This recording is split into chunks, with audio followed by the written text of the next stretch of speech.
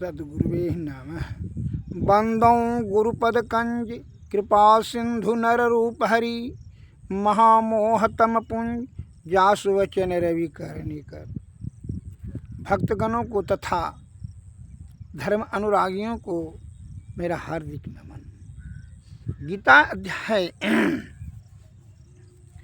2 में आया है, आहार निंद्रा भय मैथुनश्च समानयन एतत् पशु भी नराणाम ज्ञानम नराणाम अधिकम विशेषस्यो ज्ञानैन हीना पशु भी समाना। अर्थात आहार निंद्रा भय तथा मैथुन ये सभी विषय पशु और मनुष्य का एक समान ही है, यानी कुछ भी भेद नहीं है। केवल ज्ञान लाभ करने पर ही मनुष्य पशु से श्रेष्ठ हो सकता है। सूत्राम अस्पष्ट प्रतीत होता है कि ज्ञान हीनम मनुष्य पशु तुल्य है। अर्थात ज्ञान के बिना मनुष्य पशु के समान है, और ज्ञान ही प्राप्त कर लेगा तभी उससे श्रेष्ठ है। इस बात को सदैव ध्यान रखें। और ज्ञान, एक बात यह नहीं, ज्ञान प्राप्त करने से ही लौकिक और अलौकिक दृश्य से श्रेष्ठ और वह सुख और परम सुख अर्थात परम आनंद प्राप्त करने में आप सामर्थ्यवान हो जाएंगे। ज्ञान की प्राप्ति गुरु से है। इसलिए 3 लोक 9 खंड में गुरु से बड़ा न कोई, जो करता जाना करी सके गुरु करे से होय। हमारे संत तुलसीदास जी महाराज ने कहा है, श्री गुरु पद नख मणि गण ज्योति, असुमरत दिव्य दृष्टि होती। गुरु का पद का नख का जो है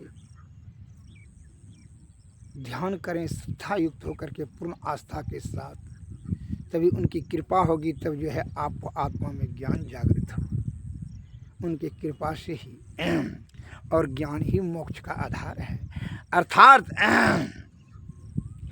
ज्ञान प्राप्त करने का ही सदैव जतन करना चाहिए। नो कि विषया आसक्त होकर करके विषय में फंस करके छल कपट वाला बुद्धि सीख लीजिए, और इसमें उलझ करके अपने कीमती आयु को ही गंवा दी।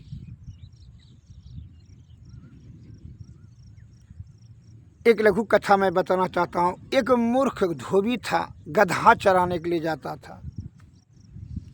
संजोगात जो है माता लक्ष्मी का कृपा से उनको जो है ना, उनकी दरिद्रता पर तरस खा करके माँ लक्ष्मी ने उनको जो है हीरा मोती देने लगा। तो वो जो है देखता था कि चमकीला पत्थर है, उटालते गया, नहीं लिया एक कोठो, दो ही पत्थर उतर लेंगे। क्या कि उसको तो इस बात का ज्ञान नहीं था कि यह बहुत बेशकीमती है, इससे दरिद्रता नाश किया जा सकता है।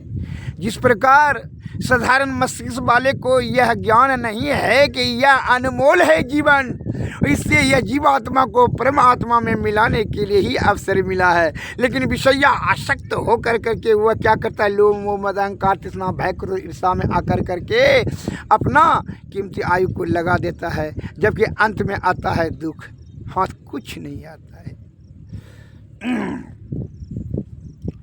तो धोबी ने नहीं लिया एक कोटो हीरा मोती। तो अंतिम समय में क्या हुआ कि जब आने लगा गधवा चरा करके धोबिया को जब चमका लगा कि शाम को भला चमकता है, तो वो जो है गधवा के गला में एक ठो लेकर गधवा के गला में दे दिया। उधर से बजाड़े होकर रास्ता था, एक ठो जो है उसको लालची जो है लालची सोनार ने देख लिया, बड़ा लालची था। वो आकर के जब देखा कि बड़ा चमक रहा है, बड़ा चमकीला कोई कीमती वस्तु है, तो इसको जो है मैं ले लेते हैं। तो कहता है सोनार को सट करके, अरे सोनार ने, अरे धोबी रामू, धोबी तुम इसको गधवा के गला में जो है वो बेचेगा? कल के जी सरकार। क्योंकि 1 रुपया दे दीजिए तो दे देंगे, 5 किलो चावल ले लेंगे। कहा नहीं 12 ना देंगे, इतना कंजूस था। लोभी लंपट लालची तीनों से भक्ति न हो, या भक्ति करे कोई सुरमा तन मन लज्जा खोए। लोभी की प्रवृत्ति जो है, लोभ को हमेशा हरदम वो लोभे वाला काम सोचेगा और करेगा भी। तो उसने क्या करता है कि वो जो है कहा कि नहीं 12 ना देगा तो दे दो। तो उसने जो है वो तो मूर्ख आदमी तो कहा नहीं, जब नहीं चावल होवे नहीं करेगा तो देकर क्या करेंगे, नहीं देंगे जाइए। तो नहीं दिया, और वो गधवा के गला में दिख रहे बरता है, अच्छा लगता है, छोड़िए रहने दीजिए। बस वो सोचा उस सुनार ने कि जो है ये तो मूर्ख आदमी है, ये तो कोई जानता नहीं है कि कीमती चीज़ है ये, तो ये अंतिम में हम ही को दे देगा। उस समय 12 आना बहुत प्राचीन काल की बात है, 12 आना का बहुत कीमत था। तो वो कहा कि ये तो रामू बैठा तो है, ये गांव में का है, अंतिम में गांव के अंतिम में इसका घर है। वो तो जानता था उसको। वो चला गया और जो है रात भर इसको नीने लगा सुनरवा को। सोचते रहा कि जो है ना हमको ले लेना चाहिए, हमको ले लेना चाहिए। और जब है जैसे धोबी जो है जैसे बाजार से निकला तो थोड़ा दूरी पर जो है असली जौहरी भेंट हो गया। तो असली जौहरी के आंख पर जो है हीरा का चमक गया, तो उसने तो परख लिया कि भाई ये तो हीरा है, ये तो करोड़ों की वस्तु है।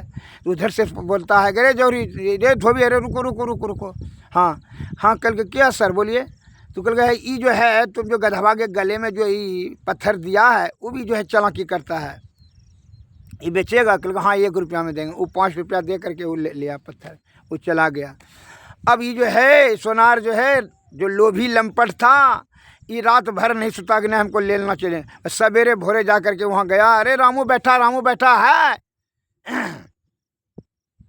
तो कहा कि हाँ जी सर, कहिए क्या करें, क्या सेवा करें बोलिए।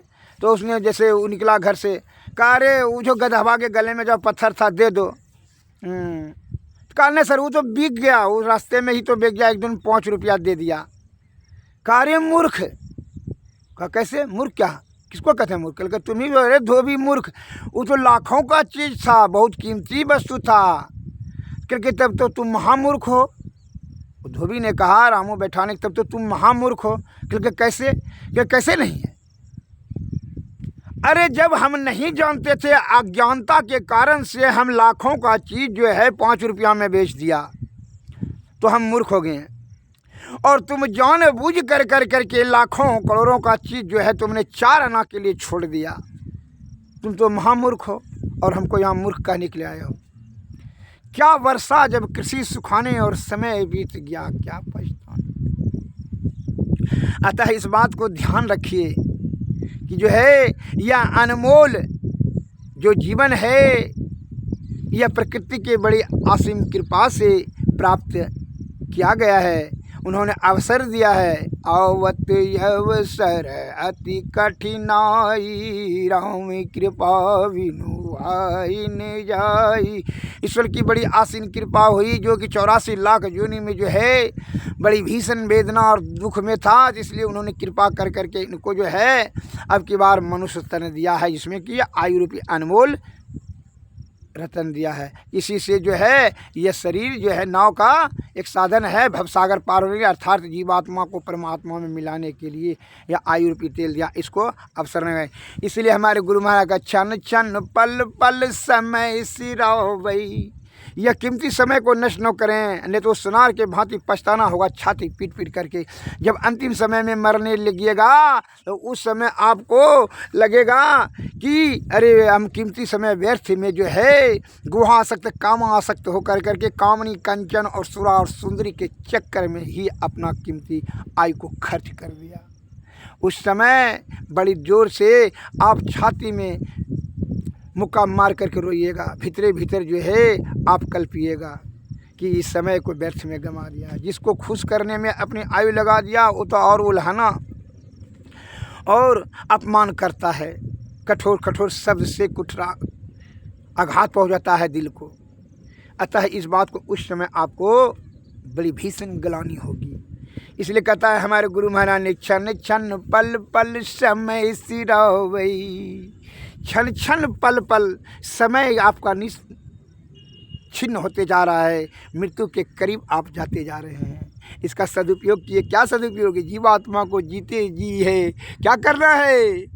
मोक्ष प्राप्ति करना है या परब्रह्म में मिला देना है। तो क्षण क्षण पल पल समय सिरावै, नर तन दुर्लभ फिर नहीं पावै। क्षण क्षण पल पल समय सिरावै, नर तन दुर्लभ फिर नहीं पावै। धन जन परिजन सहित अपन तन, सब छाड़ी जेहू काम अंत न आवै। नर तन दुर्लभ फिर नहीं पावै। दुर्लभ मानुष तन करिए गुरु भजन, बिना रे भजन व्यर्थ जन्म न सांवै। क्षण क्षण पल पल समय सिरावै, नर तन दुर्लभ फिर नहीं आवै। गुरु गुरु जपु नाम गुरु ध्यान धरु, गुरु पद नक मन सन मुख लखावै। क्षण क्षण पल पल समय सिरावै, नर तन दुर्लभ फिर नहीं आवै। पद नख बिंदु धरि मन दृष्टि स्थिर करी, नख तेंदु भानु में गुरु रूप पावै। नर तन दुर्लभ फिर नहीं पावै। यही विधि ध्यान धरि दिव्य दृष्टि करी करी, राम नाम सार धुन गुरु पर खावै। क्षण क्षण पल पल समय सिरावै, नर तन दुर्लभ फिर नहीं पावै। गुरु ही सो शब्द रूप शांति प्रद ओ अनुपमहि, यही विधि गुरु भजि मोक्ष पावै। क्षण क्षण पल पल समय सिरावै, नर तन दुर्लभ फिर नहीं पावै। सद्गुरुवे नमः। हे हमारे देश के सज्जन, हमारे सद्गुरु महाराज अनादिकाल से संत महात्माओं ने कह रहे हैं कि यह जीवन बड़ा अनमोल है, इसको विषय भोग के लिए ही तुमको नहीं दिया गया है। कहा है? यतन कर फल विषय भाई, स्वर्ग में अल्प अल्प दुखदाई। अरे स्वर्ग का भी सुख मिले तो तुम अपने यह जीवन को उसमें समय नष्ट न करो। यह परब्रह्म प्राप्ति कर कहा कि स्वर्ग में धर्म का जो है जब छीन हो जाएगा तो फिर आपको नरक में आना होगा, फिर गिर जाएगा। ऐसे जीवात्मा को परम ब्रह्म मिल जाने के बाद मोक्ष हो जाता है। फिर जीवन मरण माया मोह चक्कर ये सब संसारे से चक्कर छूट जाएगा आपका। जो अनादिकाल से जीवात्मा को 84 लाख योनि में परिभ्रमण करना पड़ रहा है, इसका चक्कर से पीछा छुड़ाना चाहते हो कि जीवन मरण दुस्सह दुख होई। जीवन मरने में बहुत बड़ा कष्ट होता है। इस बात को आपको सदैव ध्यान रखना चाहिए, कभी नहीं भूलना चाहिए। इसलिए यह भी संत वाणी में आया है कि यह जीवन को अनमोल का सुरक्षा कैसे करें? ज्ञान से। और ज्ञान की प्राप्ति करने के लिए सद्गुरु की शरण में जाना अति अनिवार्य है। और जो आप जो सोच रहे हैं ना, आज करेंगे, कल करेंगे, परसों करेंगे, ये समय को टालने का क्रिया बंद कर दीजिए। का समय आपका बहुत कीमती है। इस समय को जब नष्ट कर देंगे तो फिर अंतिम में आप पछताने के सिवा और कुछ नहीं रहेगा। तब उस समय आप कहेंगे कि जब मैं था तब हरि नहीं, हरि है तो मैं नहीं। अंधियारा मिटे दीपक देखे नहीं। जिस समय आपको ज्ञान प्राप्त होगा, यह ठोकर दुनिया का लगते लगते तब उस समय आपकी आयु ही नहीं रहेगी। फिर क्या करेंगे? आपको इसमें आप अभी सभी बल, बुद्धि, ब्रिज, शक्ति, समय, आयु सब लगा देते हैं इस क्षण भंगुर सुख प्राप्त करने में। तो उस समय तो आप जो है खजाना आपका खाली हो जाएगा। ब्रिज क्षरण करने में आनंद, भूख तृप्ति करने के लिए असंतोष, क्या है? यह आप कामना के चक्कर में फंस कर करके लोभ मोह मद अहंकार तृष्णा भय क्रोध ईर्षा दाय दुश्मन रोग व्याध। आप एक बात संक्षिप्त में जान लीजिए कि जब भोग वाला रास्ता से आप जाएंगे तो रोग शोक और संताप जीवन मरण बुढ़ापा सब घिरते रहेगा, होते रहेगा, दुख ही दुख का। भोग वाला रास्ता वही है। अब योग वाला जब रास्ता से जाएंगे तभी वहाँ क्या करुणा दया उपकार सद्बुद्धि सद्ज्ञान, तभी सतलोक की प्राप्ति होगी। तब सद्बुद्धि आएगा तो सदगुरु के शरण में जाएंगे, सत्संग भजन ये अच्छा लगेगा, तभी आपका जीवन कृतार्थ हो जाएगा। तब यह जीवात्मा को परब्रह्म में प्राप्ति करने के लिए आप सक्षम हो जाएंगे, अर्थात सामर्थ्यवान हो जाएंगे। इसलिए हमारे गुरु महाराज भी कह रहे हैं कि साधु भाई जीवत ही करुआओ सौ, साधु भाई जीवत ही करुआओ सौ, जीवत समझे जीवत बूझे जीवत मुक्ति गढ़वा सौ, साधु भाई जीवत ही करुआओ सौ, जीवत कर्म की फांस न काटी मुझे मुक्ति की आशा, साधु भाई जीवत ही करुआओ सौ, जीवत समझे जीवत बूझे जीवत मुक्ति निवास, साधु भाई जीवत ही करुआओ सौ, तन छूटे जीव मिलन कहत है सो सब झूठी आशा, साधु भाई जीवत ही करुआओ सौ, अबहु मिला है तो तबहु मिलेगा नहीं तो जमपुर वास, साधु भाई जीवत ही करुआओ सौ, दूर दूर ढूंढे मन लोभी दूर दूर ढूंढे मन लोभी मिटे न गर्भ तरासा, साधु भाई जीवत ही करुआओ सौ, साधु संत की करे न बंदेगी साधु संत की करे न बंदेगी कटे कर्म की फांसा, साधु भाई जीवत ही करुआओ सौ, सत गहे सतगुरु को चिन्हे सत गहे सतगुरु को चिन्हे सतनाम है विश्वास, साधु भाई जीवत ही करुआओ सौ, कहे कबीर साधन हितकारी हम साधन के दास,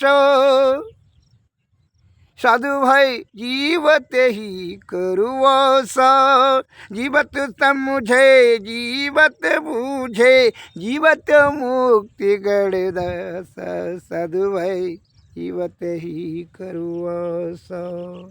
सद्गुरुवे नमः। जीते जी ही आप जब मिलेगा अभी जब जान समझ लीजिएगा कि यह जो है ध्यान सूरत हमारा अस्थिर होकर करके सूरत जो है हद पर जाने लगा, तब तो है अब उस जगह से बल मिलने लगेगा, तब जो है परब्रह्म प्राप्ति करने में कोई बाधा उत्पन्न नहीं रहेगा। लेकिन जब अभी तो आप जो है ध्यान जब सूरत अस्थिर ही नहीं रहता है, जैसे आंख बंद करते हैं ध्यान करते हैं तो आप वो इंगला पिंगला में जो है माया मोह के चक्कर में फंस जाता है। जब जो नशाबाज का नशा अभी नहीं छूट सकता है तब कब छोड़ेगा? जब शरीर जर्जर हो जाएगा, छिन्न भिन्न हो जाएगा, शक्ति क्षरण हो जाएगा, सब तितर बितर हो जाएगा, बल बुद्धि सब नाश हो जाएगा, तब छोड़ करके क्या करेगा वो? अब तो दुनिया छोड़ना पड़ेगा। इसलिए जब वो मरणासन पर चले जाइएगा तो सत्संग ध्यान कैसे क्या? बिना ध्यान का ज्ञान कैसे होगा? बिना ज्ञान का जो है मोक्ष पर ब्रह्म जीवात्मा को पहुंचा कैसे सकेगा? इस बात का ध्यान रखिए। इसलिए जीते जी ही सदगुरु के शरण में जाएं, सत्संग भजन भक्ति भेद करें। इससे सदगुरु की कृपा से युक्ति बताएंगे, युक्ति से तो भक्ति, भक्ति से तब मुक्ति आपका हो जाएगा। अरे तो ये गफलत में अगर यदि आप रहेंगे तो क्या होगा? अपना कीमती आयु को मुफ्त में व्यर्थ में खर्च कर।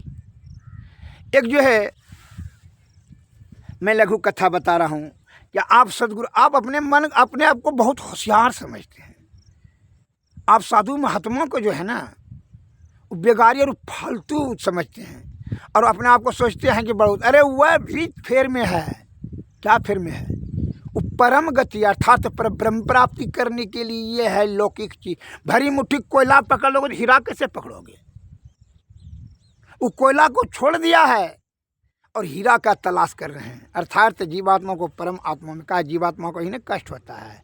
और तुम्हें क्या है कि विषय के अंतर्गत में सोचते हो।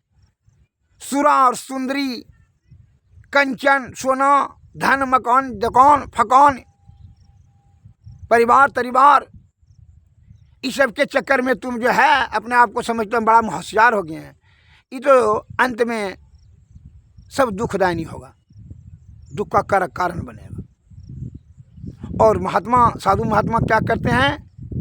यह कोयला को, नैसर्गिक वस्तु को परित्याग कर दिया।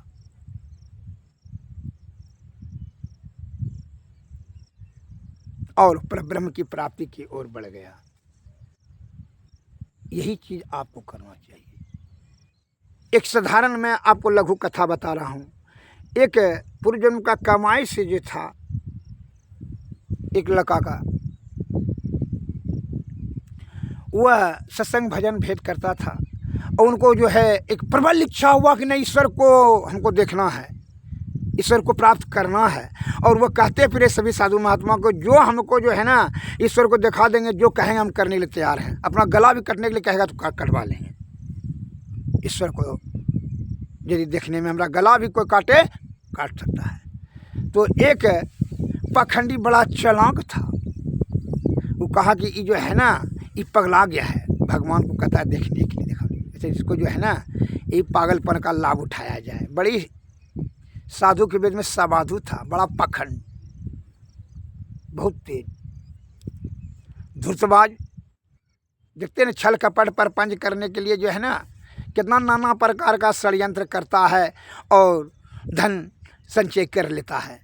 और वही धन में लिप्त कर के हुआ, जैसे मल ढोने वाला कीड़ा को देखे हैं, वो अपने से 50 गुना को जो है ना मल को जो है घड़काते हुए, गोली बना करके घड़काते हुए ले जाता है। अब कहाँ ले जाएगा उसको पते नहीं है, और वही मिसल से गल करके समाप्त। तो वही गति होता है। जितना छल कपट चारी दीवानी कलाली खिलाली छलाली बेमानी छल कपट प्रपंच से धन बना लेता है, लेकिन उसी में सड़ गल करके सीन हो गया, खत्म, खेल खत्म हो गया उसका। माया मिली है न राम अदोब्ध गया पर।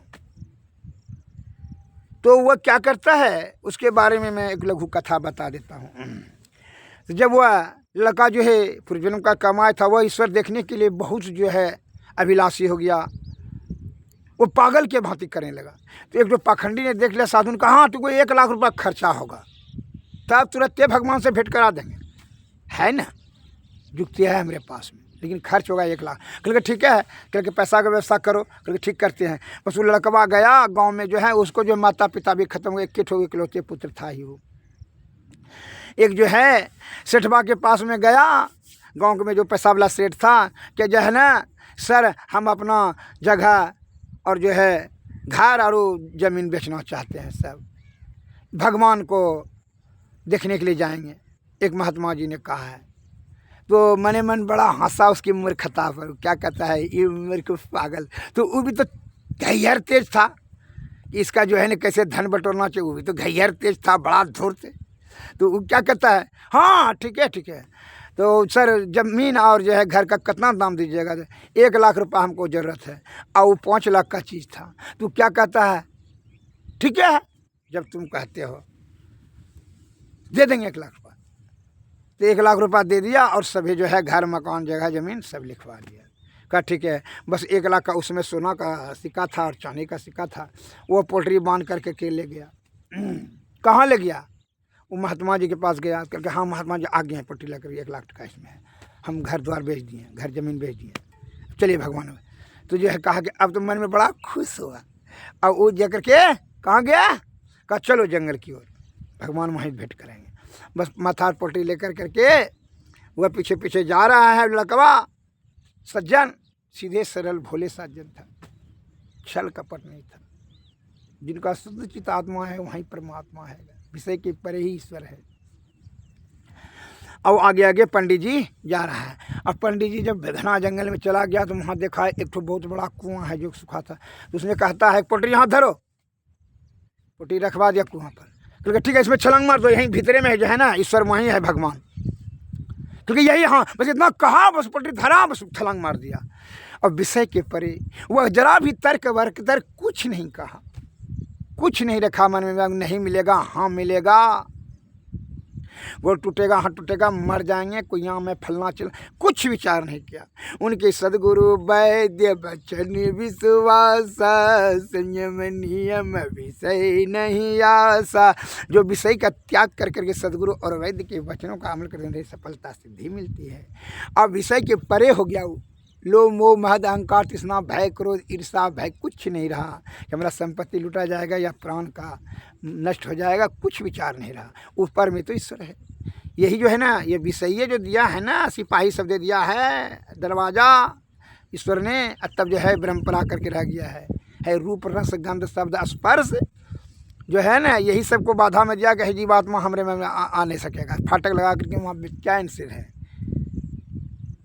यही चीज़ को जो है ना गुरु महाराज जी आपको युक्ति बताते हैं। जब वह जैसे कुआं में कूदा, ईश्वर को तो आना ही पड़ा। जैसे द्रौपदी ने जब है अंतर दिल से पुकारा, भगवान श्री कृष्ण को आना ही पड़ा।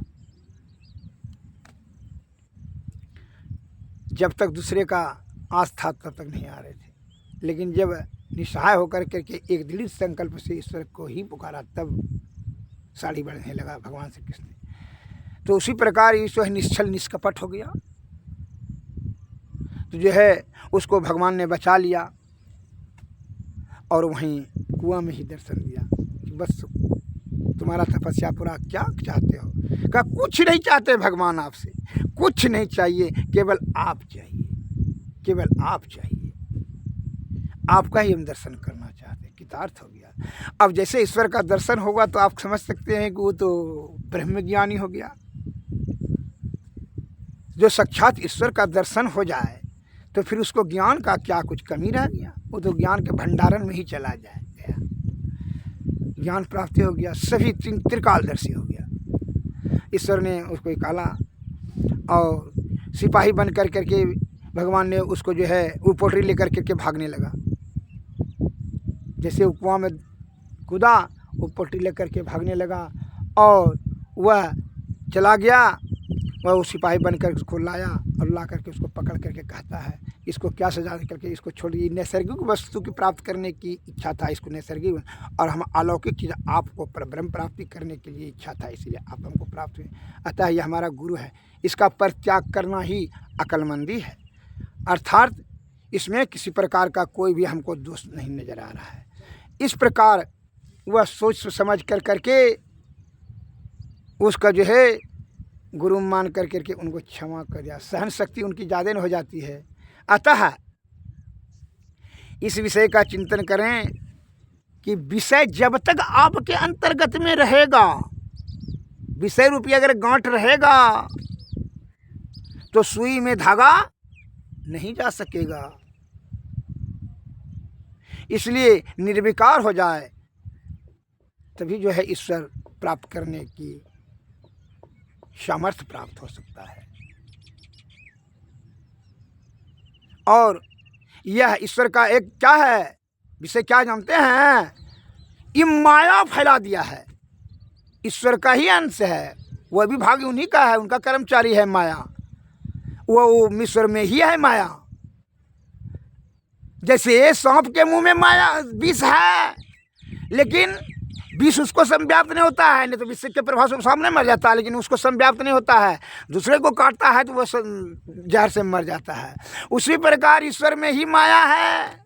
वह माया जिसलिए फैला दिया है कि हमारे निकट में नहीं आवे, या प्राणी कोई भी अपने दरवाजे के अंदर ही रहता है, सुरक्षित सुव्यवस्थित, अपनी सुरक्षा के लिए, आराम करने के लिए। तो ईश्वर जो है ये माया को फैला के रखे हैं, लेकिन माया ईश्वर में संव्याप्त नहीं होता है। जिस प्रकार कि सर्प के मुख में है विष, लेकिन उसमें विष व्याप्त नहीं होता है, दूसरे को काटता है। उसी प्रकार साधारण बुद्धि वाले को जो है यह माया के चक्कर में वो फंस गया है, माया का विष लग गया है। अब वो माया से जब तक कि ऊपर नहीं होगा तब तो जो है ना तो ईश्वर प्राप्ति करना संभव ही नहीं है। माया के नगर में चक्कर में यह जीवात्मा अनादिकाल से 84 लाख योनि में परिभ्रमण करते हुए नाना प्रकार का दुख सहते हैं। इसकी मुक्ति के लिए युक्ति जानना चाहिए, इसलिए सद्गुरु के शरण में जाएं। उनकी कृपा से ही आपको युक्ति प्राप्त होगा, तब भक्ति से तब क्या होगा, मुक्ति। सद्गुरुवे नमः।